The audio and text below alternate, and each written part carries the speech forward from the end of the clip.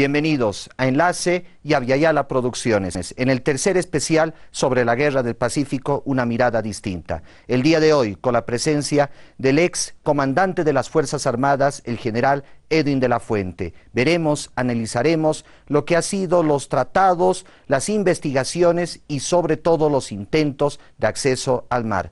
Los invito a una serie muy importante y sobre todo de investigación. Una mirada distinta de la Guerra del Pacífico. Recuperemos nuestro mar.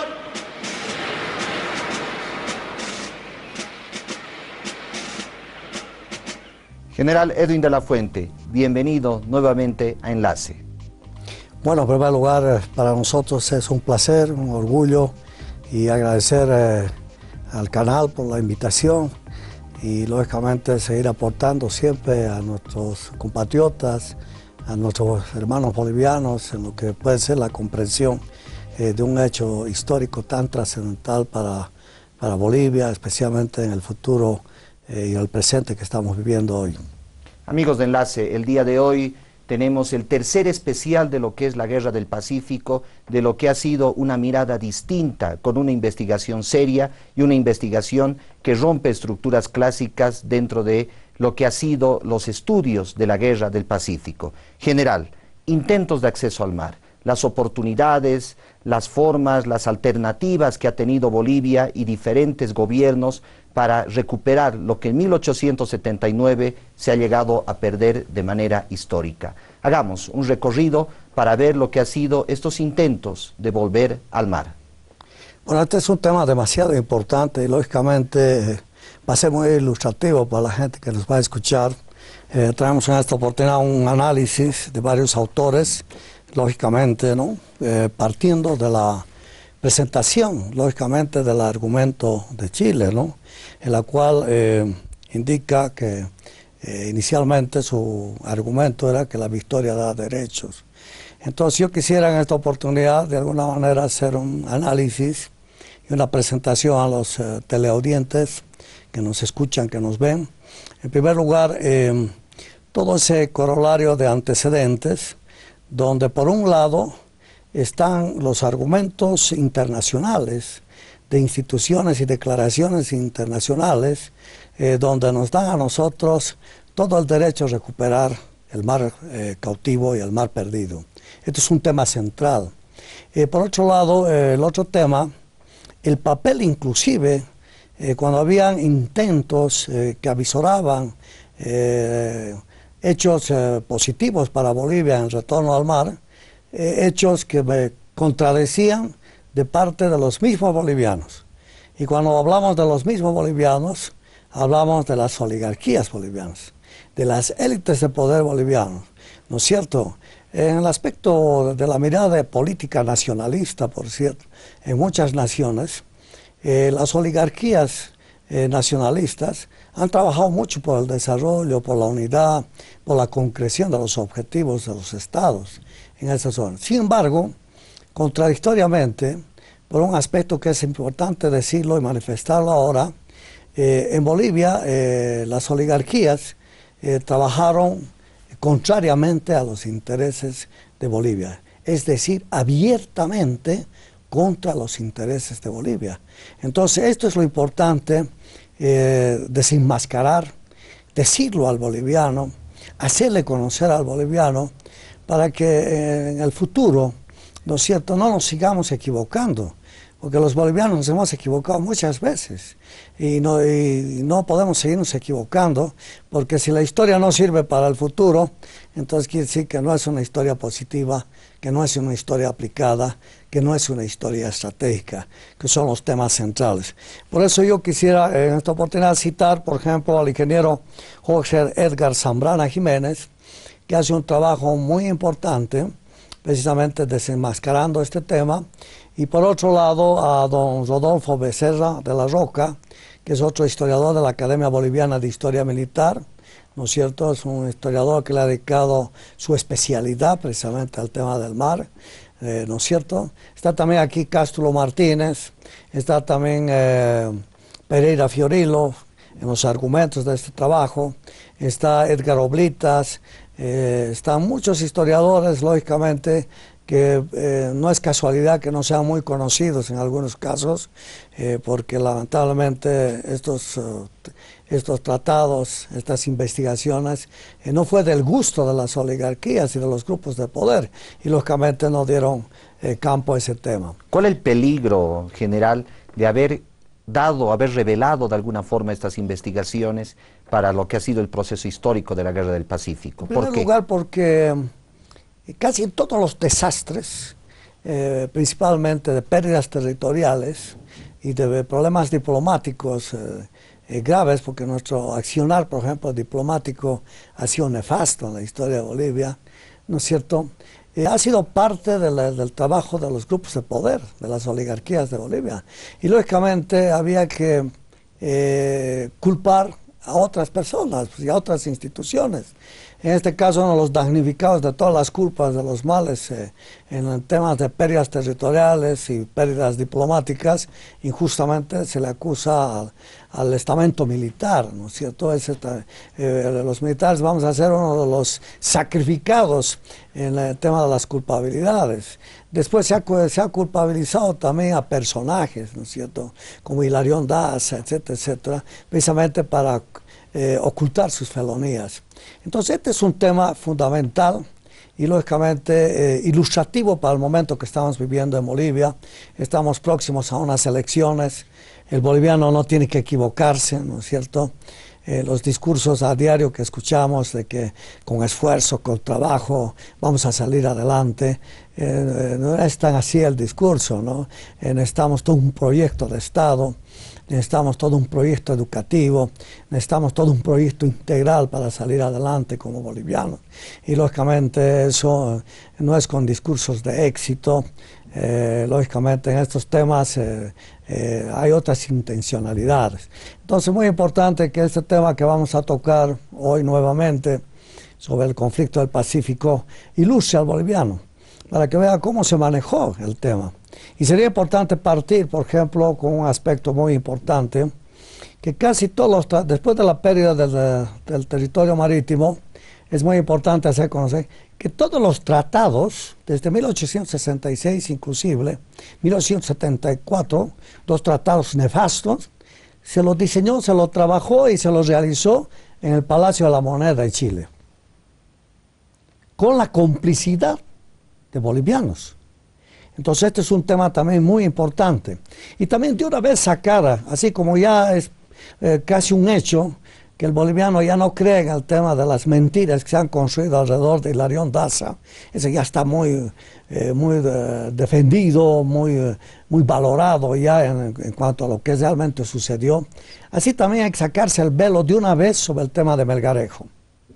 El tema de Melgarejo también es otra de las patrañas y otra de las mentiras, y es el otro de los camuflajes que se ha buscado para ocultar la verdadera mano de las intencionalidades que hubo de los chilenófilos, de los que estaban a favor de los intereses de Chile, por la sumisión de los grupos de poder y por los intereses de la oligarquía, principalmente de los ricos mineros en Bolivia.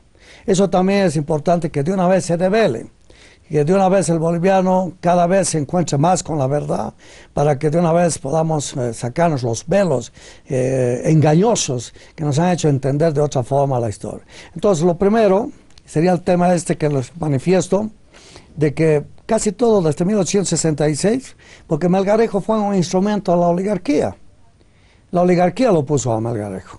Y detrás de las payasadas de Melgarejo y de los desaciertos y equivocaciones estaban los intereses de la oligarquía. O sea, todas las cosas que hizo Melgarejo políticamente a favor de Chile eran las intenciones y las aprobaciones de la oligarquía boliviana a favor de Chile.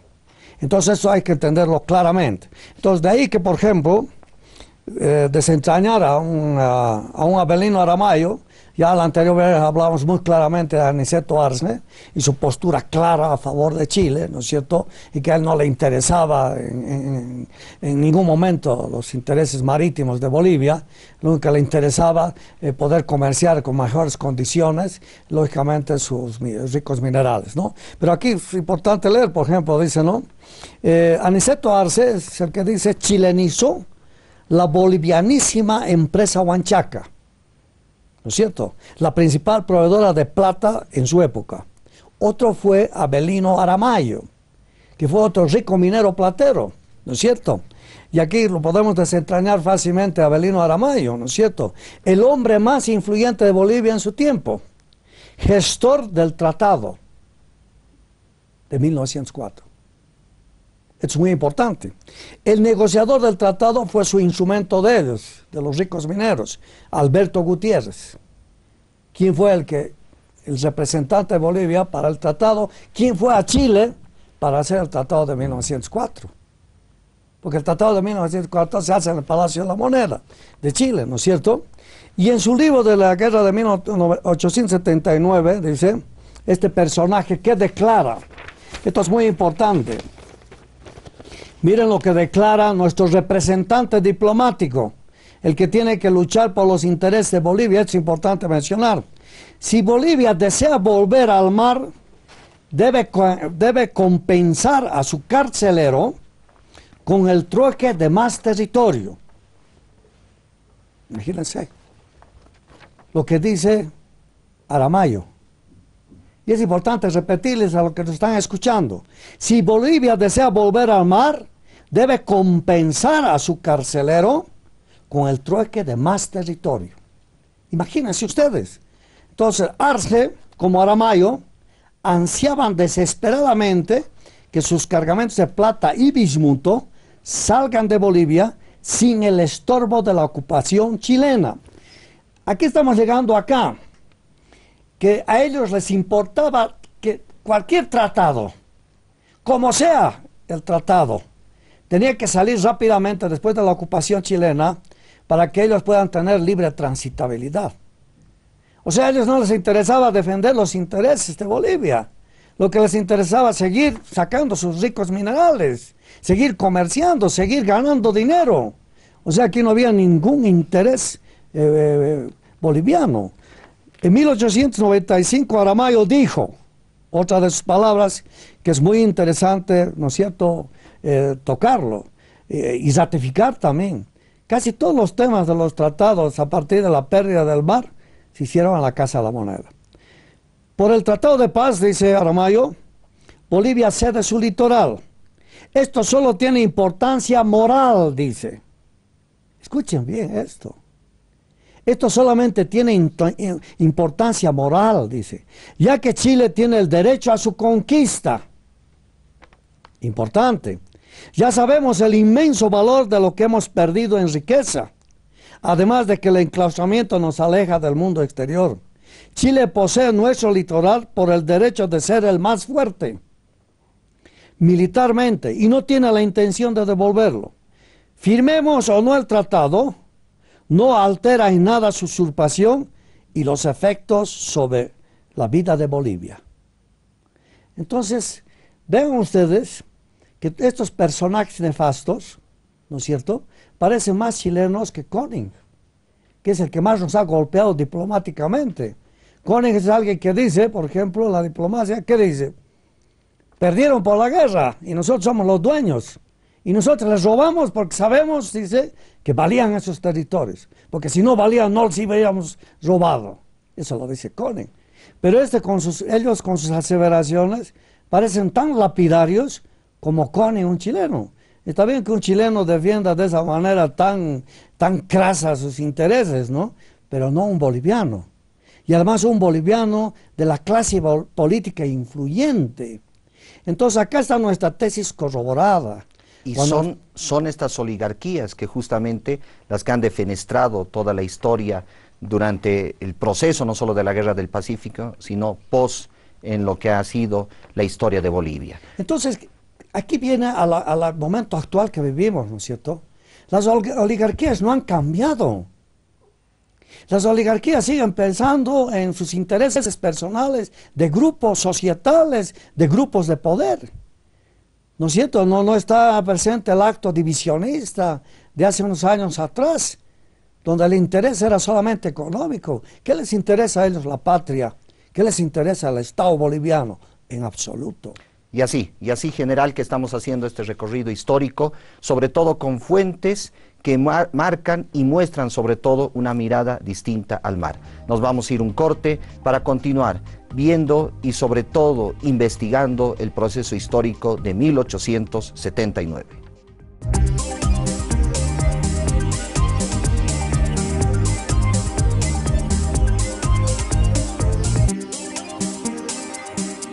Nuestro mar.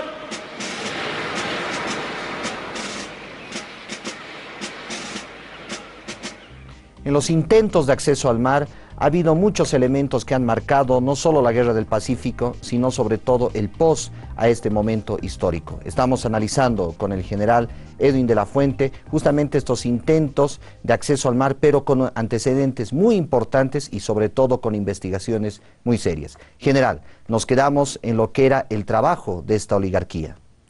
Bueno, en el tema fundamental es citar, por ejemplo, de que hubieron intenciones abiertas de Chile por arrebatarnos los territorios. Y los grupos de poder, porque esto hay que entender políticamente, el 10% de la élite política boliviana y social y económica, el siglo XIX fue el que manejó el país. Menos del 10% eran los únicos que tenían capacidad de elegir a los gobernantes en Bolivia. Entonces, ¿qué pasa? Que solamente ellos gobernaron Bolivia. Entonces, en el siglo XIX, los aciertos o desaciertos solamente pueden ser culpables ellos.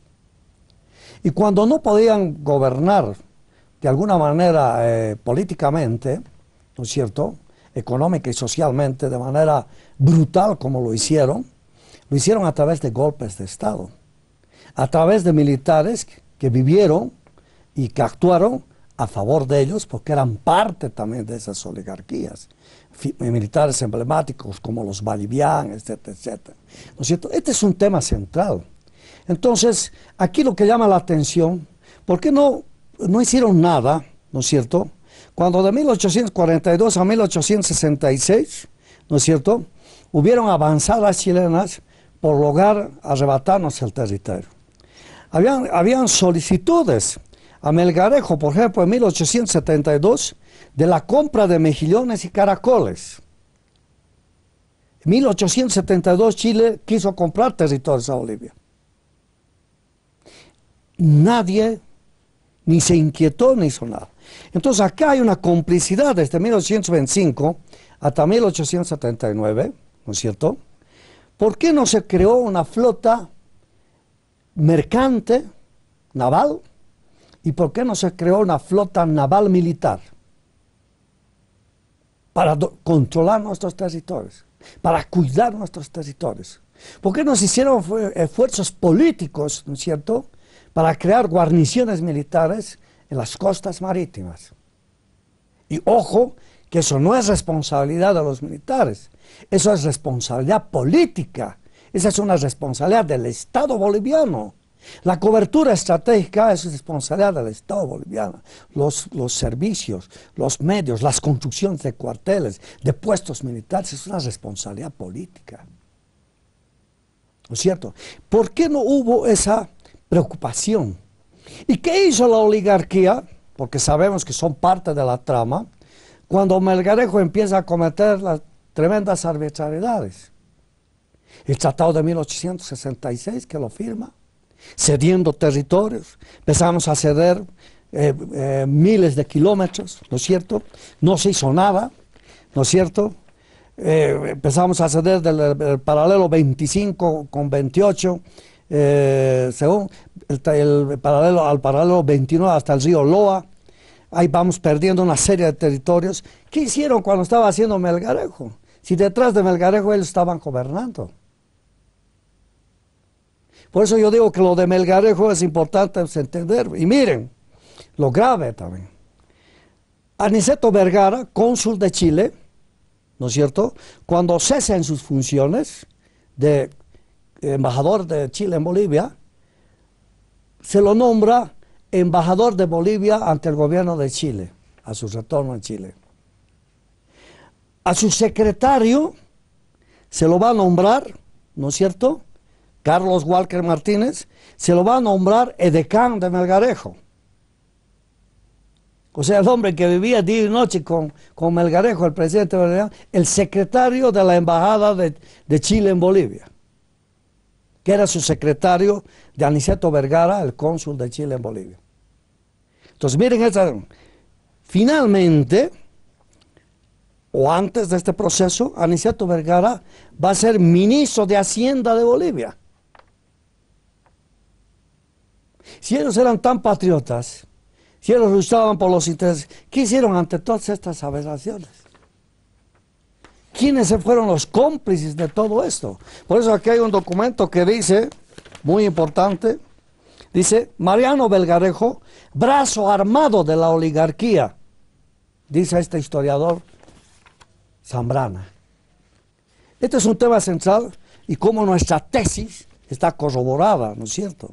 Acá hay otro gran canciller, dice la historia de Bolivia, que el gran canciller boliviano fue Mariano Baptista y fue el causante del tratado de 1874, donde fue otro siniestro tratado que se firmó en contra de los intereses de Bolivia, donde se ceden 40.778 kilómetros cuadrados.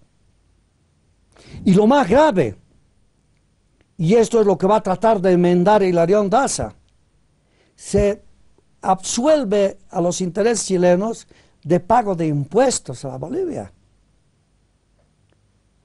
O sea, los 10 centavos era que queríamos cobrar algo. Porque acá en este tratado de 1874, ¿no es cierto?, por el lapso de 25 años, no se incrementarán los impuestos bolivianos a la empresa chilena en territorio entre los paralelos 23 y 24, miren. Y no se elimina la medianería de la explotación del guano de mejillones, sino tan solo de los minerales. Y se mantiene el paralelo 24 como límite entre los dos países. O sea, ¿cuánto ya perdimos en territorio? ¿Y cómo y bajo qué condición se firma el Tratado de 1874? ¿Quién? Un canciller boliviano, Mariano Baptista. Entren a la historia oficial, entre paréntesis, que hay de la historia de la diplomacia en Bolivia. ¿Quién es el canciller boliviano? Mariano Baptista. Entonces, estas cosas, ¿no es cierto?, son importantes citar. Por eso este autor lo cita como quinta columnista a Baptista, a Mariano Baptista. Hacia Chile se nota cuando él manifiesta políticamente y públicamente, Mariano Baptista, ¿qué dice? Busquemos el interés bien entendido de Chile, liguémoslo a nosotros, deparémosle la tal situación que halle cómodo en medio de nosotros, y ame nuestra vida porque así le conviene. Démosles facilidades a Chile, libertades por venir a sus especulaciones, franquicias a sus capitales y seguridades a su industria. Defendía punto por punto el tratado de 1874, porque él lo firma, él hace firmar ese tratado de 1974. Entonces, lógicamente, él tenía que avalar ese tratado. Y aquí avala punto por punto el tratado de 1974. Dice además, repitiendo 1 y 3 veces, que el departamento del litoral no era boliviano, propiamente dicho, que no daba agua, pan ni carne, que estaba separado, lejos de la verdadera Bolivia por influjo de la misma naturaleza, que no era factible gobernarlo, que Bolivia se hallaba en la imposibilidad de utilizar el desierto y que era nula en el mar su fuerza. Esto refrendado por la clase dominante que gobernaba, sin conocimiento siquiera rudimentario y ningún patriotismo, con un flagrante entreguismo a los intereses chilenos. Estos son los aspectos que lógicamente tiene que saber el boliviano. ¿Por qué? ¿Por qué la oligarquía trabajaba de esa manera? ¿Cuál era el objetivo final acá? Su objetivo era seguir comerciando, seguir sacando sus riquezas hacia las costas, ¿no es cierto?, fácilmente, porque ya su deuda era la banca chilena e inglesa, ¿no es cierto?, un tema central, y otro, lógicamente, que estaba supeditado a los beneficios que le daban los chilenos cuando sacaban a los puertos, ¿no es cierto? Entonces, acá viene, y esto es lo que vamos a refutar acá también, el tema de los 10 centavos que Hilarión Daza en febrero de 1878 va a imponer, ¿no es cierto?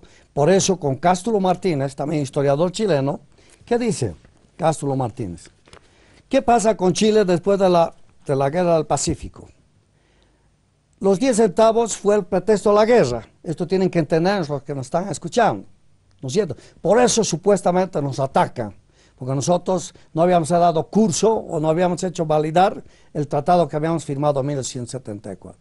Sin embargo, despuesito de la guerra, ¿no es cierto?, Chile aumenta los impuestos a las empresas que explotan el guano y el salitre en los territorios que usurparon.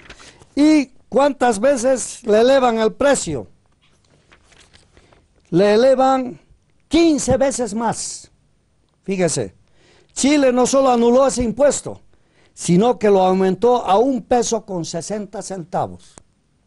A nosotros nos atacan por haber elevado a 10 centavos el impuesto.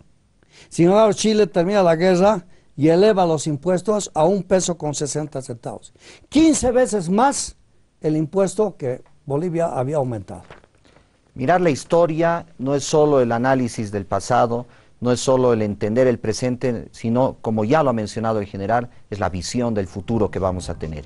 Enlace y Avellala Producciones se va un corte para continuar con lo que es la Guerra del Pacífico, una mirada distinta.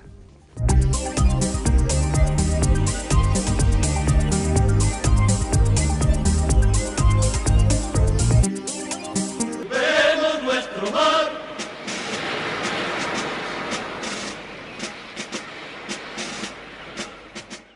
Amigos de Enlace, estamos analizando la historia, pero la estamos viendo desde una óptica diferente, desde una visión y sobre todo una investigación seria, fundamentada, que el general Edwin de la Fuente, excomandante de las Fuerzas Armadas, el día de hoy nos está describiendo. General, la diplomacia ha jugado un rol fundamental en lo que ha sido la Guerra del Pacífico y en lo que ha sido los intentos de acceso al mar. Muy importante citar acá que una vez que termina el conflicto, va a salir la ponencia de Koenig, un representante del poder político chileno, que él dice que Chile ganó por la guerra el territorio y por lo tanto tiene derechos sobre ese territorio ganado, porque la guerra le da derechos. En esa época estaban en boga los imperios franco-prusianos, o sea, los prusianos, los imperios en las contiendas mundiales, ¿no es cierto? Había terminado la guerra franco-prusiana, ¿no es cierto?, en la década de 1860 en Europa. Entonces, estaba validado en esa época, diplomáticamente, de que lo que se gana por la guerra, lógicamente, es un derecho, perpetuo además. Entonces, Koenig va a decir: nosotros hemos ganado por la guerra el litoral boliviano y los territorios peruanos, por lo tanto, eso no es discutible. Porque si no, tendría que ser discutible, dice, lo que el imperio prusiano ganó Alsacia y Lorena, ¿no? O sea, los territorios usurpados por Alemania a Francia, ¿no es cierto? Este es el fundamento capital que se va a utilizar muchos años en la tesis chilena, lógicamente, para fundamentar, que tiene relación con su escudo de armas, que dice por la razón o por la fuerza, ¿no es cierto? Ante la arremetida de Francia y de Italia, que amenazan intervenir en el conflicto post-Guerra del Pacífico, para de alguna manera hacer que Chile devuelva los territorios usurpados, ¿no es cierto?, Alemania, con su canciller Otto Bismarck, ¿no es cierto?, interviene y frena los argumentos, y como había una disputa política seria en el tema militar, político y económico en Europa, Bismarck había ganado el conflicto de la guerra franco-prusiana y lógicamente tenía el poder de las armas, estaba con la derrota francesa. Entonces Francia e Italia no tenían el poder de poder incidir de manera efectiva y lógicamente se van a callar cuando Otto Felipe Braun dice, de hecho Otto Bismarck dice, dejen a Chile que aproveche el fruto de su victoria. Estas palabras de Bismarck fueron suficientes para decirles, señores, no se metan, porque ahí estoy yo. Comprueba y demuestra esta tesis que nosotros estamos manifestando, que Bismarck le da todo el apoyo a Chile con esta invasión. Claro, porque si decía lo contrario, tenía que devolver Alsacia y Lorena, que era fruto de la guerra, ¿no es cierto? Entonces, para no entrar en conflictos en Europa, él sale a favor de Chile. Prueba de que sale a favor de Chile, inmediatamente manda una comisión de militares chilenos para que le ayude a Chile a reorganizar sus fuerzas militares, inmediatamente. Entonces ahí viene todo el apoyo, ¿no es cierto?, de Alemania para el tema de la posguerra para Chile, ¿no es cierto? Este es un tema central, ¿no es cierto?, que lógicamente nos tiene que llamar mucho la atención, y de acá ya nos vamos a un aspecto fundamental para entender que esta tesis que se utilizó como argumento y que lamentablemente periodistas, historiadores, políticos, diplomáticos bolivianos, como lo hemos mostrado en la parte anterior, avalaban esa tesis de que la guerra da derechos. Sin embargo, en 1856, el Congreso Internacional reunido en París, dice, ha concertado el nuevo derecho internacional, en la cual no se reconoce los derechos de conquista. 1856. Otro argumento que es fundamental, ¿no es cierto? Miren cómo estaban desfasados o cómo estaban envueltos realmente en los intereses chilenos los mismos bolivianos. En 1890, en abril, en Washington, el Pacto Americano, ¿no es cierto?, dice, la teoría de la conquista será repudiada por el derecho internacional americano y no se reconoce y se considera nula toda cesión de territorio hecha bajo amenaza de guerra o en presencia de fuerza armada. La nación que hubiese hecho tales cesiones tendrá el derecho a exigir su devolución. Ahí está el tema del Tratado de 1904. 1890. La octava Conferencia Internacional Americana, efectuada en Lima el 22 de diciembre de 1938, ¿qué dice? Se reitera como principio fundamental del derecho público de América que no tendrán validez ni producirán efectos jurídicos la ocupación y o la adquisición de territorios de ninguna otra modificación o arreglo territorial o de fronteras mediante la conquista por la fuerza o que no sean obtenidos por medios pacíficos. No se reconocen situaciones derivadas de los hechos antes mencionados, compromiso que constituye un deber que no puede ser eludido unilateral ni colectivamente en América. Ahí tenemos otro documento fundamental. La OEA, la Organización de Estados Americanos, en 1948, reza: la victoria no da derechos. El territorio de un Estado es inviolable. No puede ser objeto de ocupación militar ni de otras medidas de fuerza tomadas por otro Estado, directa o indirectamente, cualquiera que fuera el motivo, aún de manera temporal. No se reconocen las adquisiciones territoriales o las ventajas especiales que se obtengan por la fuerza o por cualquier otro medio de coacción. No solamente la imposición de la fuerza, sino la presión por el efecto de la fuerza. Y el manejo diplomático que justamente se va a realizar. La Convención de Viena de 1968. Y miren acá el rosario de documentos que tenemos. Las resoluciones 2131, 2160, 2625, 2734, 2799, 2936, 2949, 3175, 3176, 3314 de la Organización de Naciones Unidas, de los años 65, 66, 70, 71, 72, 73. Entonces acá hay unas pruebas, lógicamente, increíbles, ¿no es cierto? Y acá, lógicamente, ante todas estas cuestiones legales, internacionales, que nos amparan, etcétera, etcétera, ¿no es cierto? Medios de comunicación en Bolivia, diciendo que nos contradecimos cuando declaramos que el agua es un derecho y al mismo tiempo exigimos que Chile nos pague por el agua del Silala. O sea, según ellos, Chile tiene el derecho humano de seguir robándonos impunemente. ¿Qué se puede esperar cuando diplomáticos bolivianos como el ex cónsul en Chile, doctor Jorge Salinas,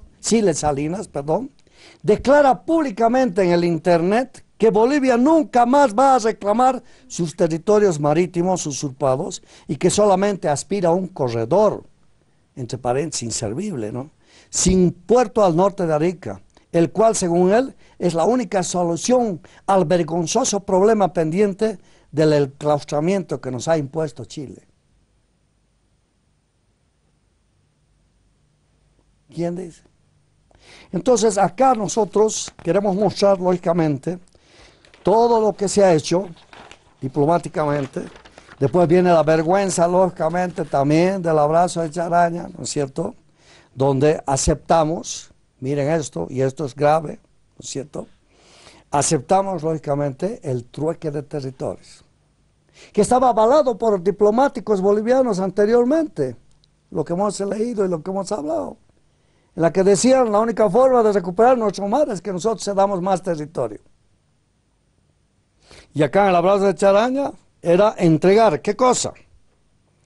Territorio vital y estratégico del altiplano a título de trueque, mutilando nuevamente las provincias de Carangas de Oruro y Sudliples de Potosí, canjeando las lagunas Colorada y Verde, más la zona de captación de los ojos de agua del Silala, usurpada por Chile desde 1906, sin pagar ni un centavo, autorizando el aprovechamiento de lo que queda de las aguas del río Lauca, desviado por Chile en 1962, en una nueva agresión a Bolivia, ofreciendo el tendido de un poliducto para abastecer de gas a las industrias mineras del norte actual de Chile y a las industrias petroquímicas y de refinerías a instalarse en puertos chilenos, a cambio de un corredor miserable sin puerto al norte de Arica, más el antojito chileno de que se deje testimonio solemne de que dicho callejón representa la solución definitiva a la situación del enclaustramiento marítimo. Y aquí cabe hacer mención de algo fundamental. Después del conflicto del Pacífico, increíblemente, se va a incorporar en el Tratado de 1904 territorios que correspondían al departamento de Potosí. Por eso aquí dice, cercenando aún más el departamento de Potosí. Claro, porque el Tratado de 1904, que no correspondía, se va a incluir cosas que no tenían nada que ver con el problema marítimo del conflicto bélico. ¿Y por qué se incluyen esas cosas? Esos temas también son mineros. Esos temas también son de los ricos mineros. O sea, ¿qué nos insinúa? Lógicamente hay que investigarlo con más profundidad. ¿Qué nos insinúa? Que inclusive en esa mano estuvieron las manos de los bolivianos. Por eso muchas veces alegan los chilenos que somos nosotros los bolivianos que autorizamos, los que llegamos a estas soluciones. Acá están las pruebas. Estos son estudios, por eso, bien detallados, que lógicamente invitan, ¿no es cierto?, a mayores investigaciones, mayores estudios. Y estos estudios, estas investigaciones han generado evidentemente una mirada distinta, totalmente de lo que ha sido la historia clásica contada en la Guerra del Pacífico. Enlace y Avellala Producciones, en este tercer especial, está demostrando que las fuentes, las investigaciones realizadas por el general Edwin de la Fuente nos marca una mirada totalmente contraria a la historia clásica planteada desde 1879. Amigos, los invito también a que nos escriban a enlace aviala@gmail.com para también generar sus comentarios y poder también compartir con ustedes las inquietudes sobre la Guerra del Pacífico, una mirada distinta. Nos vamos a ir un corte y volvemos ya para el último bloque.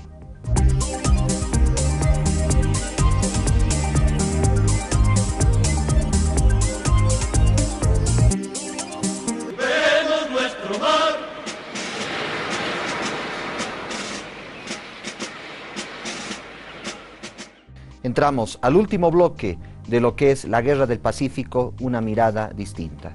General, hemos hecho un recorrido viendo los intentos de acceso al mar, viendo tratados, entendiendo la historia, los antecedentes, viendo actores fundamentales, el caso de Chile, obviamente Perú, Bolivia, Inglaterra desde el continente europeo. Pero creo que nos falta, general, un actor fundamental, Estados Unidos.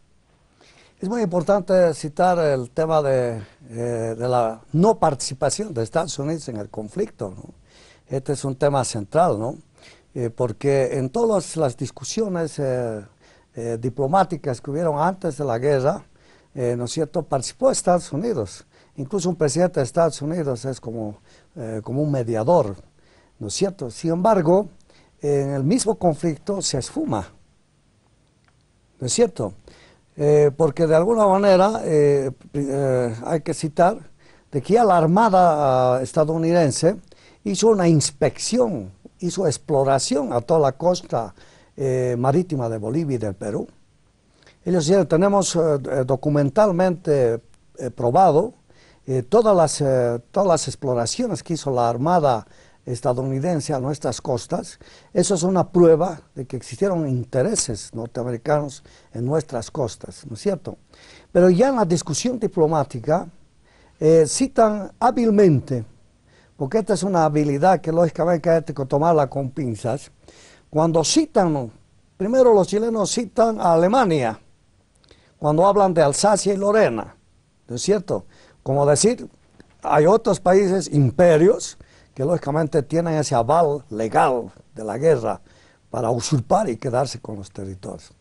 Entonces, cuando se habla de la discusión de que deben devolvernos los territorios, la habilidad de la diplomacia chilena cita a Estados Unidos, porque cuando dice, y muchos países entonces, si se da curso a esa teoría, a esa tesis de devolución de territorios usurpados por la guerra, entonces muchos países tendrán que devolver los territorios que han usurpado a otras naciones.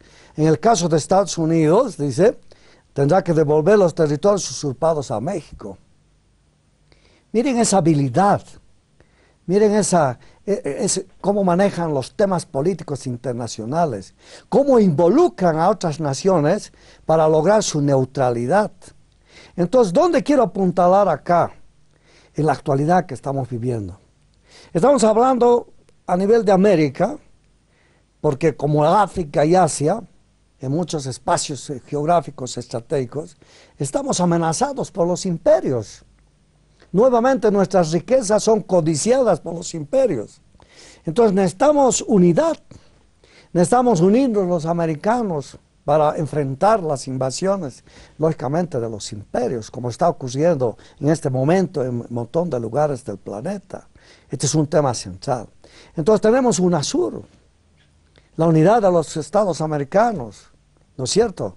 Entonces es el momento en que lógicamente nos están dando el ejemplo maravilloso de los pueblos originarios, de los pueblos ancestrales americanos, que están hablando, ellos son los que están abanderando la unidad americana, son ellos los que están dando ejemplo de unidad. Ese es el ejemplo que estamos recibiendo de Chile, de que su gran masa societal está pidiendo mar para Bolivia. Pero esto también es para llamarnos de alguna manera la atención, para que todos los pueblos americanos, lógicamente, nos unamos, y para eso necesitamos solucionar una serie de problemas que tenemos históricamente, ¿no es cierto? Para, de alguna manera, disminuir el proyecto boliviano de retorno al mar, que es un justo derecho, se toca que no somos los únicos países mediterráneos. Sí, estamos de acuerdo, pero a nosotros nos usurparon la salida al mar, que es diferente que un Estado que siempre fue mediterráneo, ¿no es cierto? O sea, nos obligan a llegar a terrenos diplomáticos difíciles de discutir, ¿no es cierto? Nos quieren envolver en temas que lógicamente son difíciles de discutir. A nosotros, en el caso, por ejemplo, de pérdidas territoriales, sí, ha habido pérdidas territoriales. A México le usurpó a Estados Unidos vastos territorios, ¿no es cierto? Lo que es Texas, lo que es California, etcétera, etcétera, inmensos territorios. Casi todo el oeste americano era mexicano, ¿no es cierto? Pero esas pérdidas territoriales no le va a afectar demasiado a México, sí le ha afectado, porque no va a perder su cuestión marítima. El problema de nosotros, en términos de pérdidas territoriales, la pérdida territorial más pequeña de todas las pérdidas territoriales, porque citan también los chilenos, de que, como diciendo, si han perdido territorios en todo lado, ¿por qué molestan por un territorio que es el más pequeño? De todos los territorios perdidos por Bolivia en conflictos de toda naturaleza, diplomáticos y bélicos, el territorio más pequeño es la parte marítima, sí, pero cualitativamente puede ser cuantitativamente más pequeño, menos importante, pero cualitativamente es demasiado importante, porque su dimensión estratégica es la importancia que tienen las costas marítimas. Entonces no se puede comparar. Entonces a veces nos ponen en la nebulosa, nos quieren desatender los puntos neurálgicos de nuestra discusión, y a veces los mismos bolivianos damos curso a estos temas a nivel de medios de comunicación, a nivel de medios de discusiones de políticos o diplomáticos, etc., dando curso precisamente a estas tesis desorientadoras. Dijimos que había una estrategia de laxitud. Después hubo una tesis, una estrategia desorientadora, ¿no es cierto?, principalmente internamente en el país, para que los mismos bolivianos seamos los que demos la contra, los mismos bolivianos seamos los que pongamos la traba, ¿no es cierto?, los mismos bolivianos desconozcamos los hechos, ¿no es cierto? Entonces, las posiciones de tantos diplomáticos bolivianos, porque son muchos, de tantos ciudadanos bolivianos, de tantos, entre comillas, prominentes hombres, ¿no es cierto?, grandes empresarios, ¿no es cierto?, en todas las épocas después del conflicto mantuvieron esta tesis. Entonces, finalmente, nosotros quisiéramos llegar a un aspecto que lo consideramos central y que lo va a decir y manifestar, ¿no es cierto?, Cástulo Martínez, un chileno, en su tesis sobre el problema del mar para Bolivia, un chileno, ¿no es cierto? Él dice, la prepotencia chilena, el chileno, y él dice, la prepotencia chilena, que él dice por la razón o por la fuerza. Nosotros por la guerra ganamos esos territorios y ese es nuestro derecho, dice, ¿no?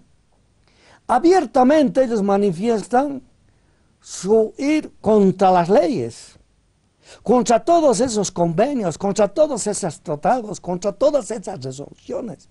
O sea, abiertamente manifiestan su ilegalidad, abiertamente manifiestan su atropello, su usurpación. O sea, no lo niegan. Y aquí dice Cástulo Martínez, ¿ves? Dice, aquí deberíamos rescatar, dice, el aforismo legal. ¿Qué dice el aforismo legal? La confesión de parte, relevo de pruebas. Cuando el delincuente denuncia y dice, sí, yo robé, yo usurpé, yo asalté, ya no se necesitan pues pruebas. Si el delincuente, si el que abiertamente ha usurpado está reconociendo su delito, ¿qué ley ya se puede utilizar? Pues? Por eso dice, acá debemos rescatar Cástulo Martínez, chileno, el aforismo legal, dice, a confesión de parte, relevo de pruebas. Entonces quisiéramos terminar nosotros con esto, manifestando que ellos abiertamente reconocen la usurpación, ellos abiertamente reconocen que nos asaltaron, abiertamente Conen dice que porque valían esos territorios les quitamos. O sea, hay demasiadas pruebas de que se cumplió con su mentalidad usurpadora, lógicamente, de las élites, de la oligarquía chilena, comprada y vendida a los intereses ingleses. Entonces ya no hay, ahí está. Ellos mismos se declaran culpables. Este es un tema legal muy importante, lógicamente, que es importante que lo sepa el boliviano, ¿no es cierto? Porque creo que todavía hay algunos que todavía dudan, ¿no es cierto? Hay algunos que todavía están en la nebulosa, no hablan con certeza. Yo creo que este programa tiene un objetivo central y yo quisiera aprovechar para felicitar lógicamente por este programa, por este canal de televisión con el cual me siento comprometido, ¿no es cierto? Tiene que poner las cosas claras y tiene que hacer que todos y cada uno de los bolivianos lógicamente se manifiesten abiertamente, porque tenemos la ley de nuestro lado, tenemos los instrumentos legales internacionales de nuestro lado, tenemos la conciencia de nuestro lado. Inclusive la conciencia de los mismos chilenos está de nuestro lado, porque ellos saben en las élites que usurparon, porque los reconocen. Y en la masa societal chilena están conscientes, porque ya la tesis de Pinochet de inculcar en las escuelas, etcétera, que nunca tuvimos mar y que solamente es un llanto a los bolivianos, porque queremos incorrectamente salir al mar, ya se ha defenestrado. Esa tesis se acabó en Chile. Ya hay autoridades prominentes de Chile, del norte de Chile, que abiertamente también nos declaran su solidaridad y lógicamente el deseo de vernos también a nosotros los bolivianos en las costas del Pacífico. Yo considero que esa es la parte central y ese es el tema lógicamente que debemos apuntalar cada vez que hablamos de historia y cada vez que hablamos de historia tan sensible como es la pérdida de nuestro litoral marítimo. Enlace, Yaviayala Producciones, en el tercer especial de la Guerra del Pacífico, una mirada distinta. La presencia del general Edwin de la Fuente, excomandante de las Fuerzas Armadas, es para ilustrar y mostrar la realidad de lo que ha sido un proceso histórico para Bolivia, un proceso que comenzó no en 1879, sino incluso antes de la creación de la República y que el día de hoy juega un papel fundamental y ha incluso llevado a una política de Estado por el actual gobierno. General, nos vamos despidiendo de nuestro público para invitarles al último especial de la Guerra del Pacífico, una mirada distinta. Bueno, simplemente agradecerles la participación y solamente decirles de que de estos programas tenemos que salir por lo menos llamándonos la atención, obligándonos a estudiar, pero principalmente todos los bolivianos debemos dejar de lado cualquier situación política, cualquier situación de grupo, de religión, de lo que sea. Todos los bolivianos tenemos que apoyar en este momento a nuestro gobierno en esta demanda marítima, en este proyecto que por primera vez en la historia de Bolivia se lo está haciendo creíble, objetible y lógicamente tenemos la esperanza de coronar exitosamente. Entonces todos y cada uno de los bolivianos tenemos que sumar esfuerzos. ¿Cómo vamos a sumar esfuerzos? Estudiando, conociendo, investigando y siendo portavoces, lógicamente, de esa credibilidad, de ese derecho que tenemos, de esa legalidad que tenemos. ¿Cómo vamos a defender lo que no conocemos? ¿Cómo vamos a defender lo que no valoramos? ¿Cómo vamos a defender lo que no entendemos como bolivianos? Entonces, este es un aspecto central que yo considero que es el mérito que tiene este programa, el mérito que tiene este canal, porque esto va a avivar las voces, va a avivar los sentimientos, va a avivar la forma de entender y comprender este conflicto y lógicamente vamos a mirar para el futuro con mayores esperanzas. Muchísimas gracias, general, por habernos mostrado una mirada distinta de la Guerra del Pacífico, por haber, en función de las investigaciones que usted ha realizado, el tener la fuente fidedigna de lo que ha sucedido en 1879, en los antecedentes previos y sobre todo en el post que hemos llegado hasta el día de hoy. Nos despedimos, general, agradeciendo a toda la producción y sobre todo invitando al siguiente programa. Muchísimas gracias. Recuperemos nuestro mar.